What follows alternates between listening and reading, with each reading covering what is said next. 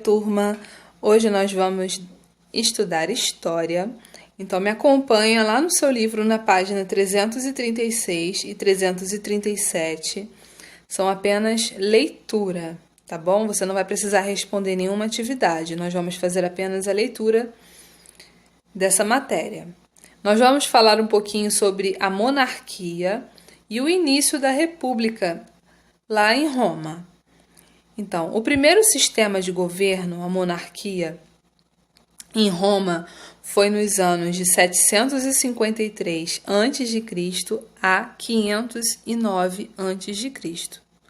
Segundo a tradição, Roma teria tido 7 reis. Não eram reis com poderes absolutos, nem governavam por hereditariedade, ou seja, de pai para filho, né?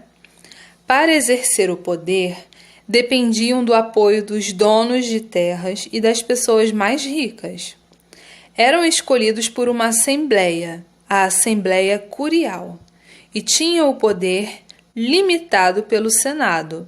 Os órgãos de governo nessa época eram a Assembleia Curial, formada por cidadãos em idade militar, que além de escolherem os reis, também faziam e votavam as leis.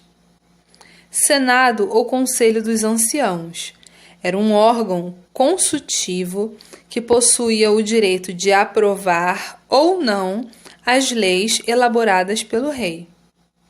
Em 509 a.C., um conflito entre o rei e os aristocratas provocou o fim da monarquia. O rei Tarquínio, o Soberbo, de origem etrusca, foi deposto pelos patrícios, descontentes com a dominação estrangeira. Agora nós vamos ver como surgiu a República, tá? A República Romana nos anos 509 a.C. até 27 a.C. Os patrícios implantaram um regime republicano na cidade de Roma. Ou seja, foram os patrícios que implantaram a República.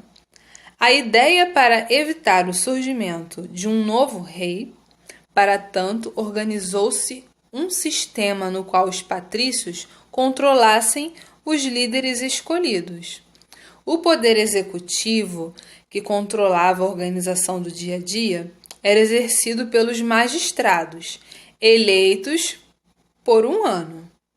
Havia diversos tipos de magistrados romanos, como consuleis, pretores, censores, questores, edes.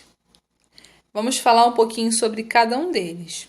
Os consuleses, em um número de 2, que comandavam o exército e eram os chefes das demais magistrados.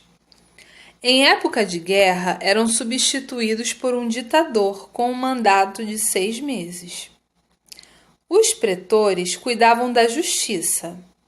Os censores faziam censo dos cidadãos com base em sua riqueza. Fazer o censo é ter o controle dos dados, tá? Eles queriam que as pessoas declarassem as suas riquezas para que eles soubessem quem era mais influente, quem era mais rico, quem era pobre, tá bom? Então, esses eram os censores.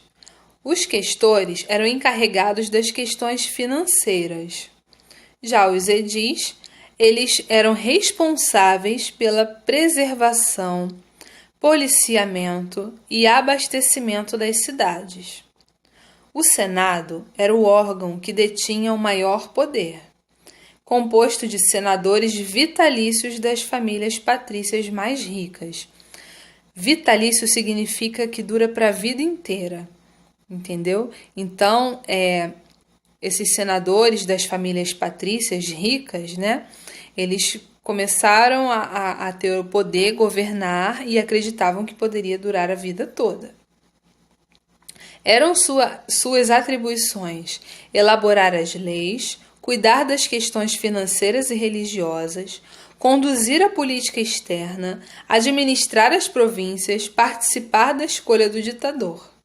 Havia também 3 assembleias que elegiam as pessoas para diversos cargos, diferentemente das assembleias que ocorriam na monarquia, tá? Então, tanto na monarquia quanto na república existiu a Assembleia Curial, mas com uma certa diferença. A Assembleia Curial, já na república, ela examinava os assuntos de ordem religiosa.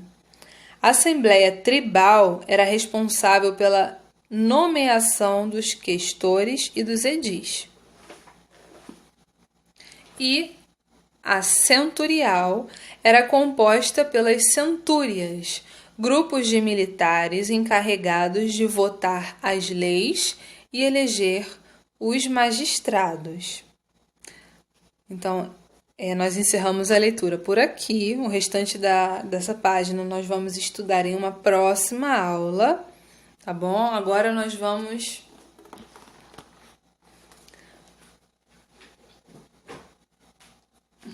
Então, crianças, vamos para a nossa parte de atividades. Anota já aí, o código da nossa aula de história é A24.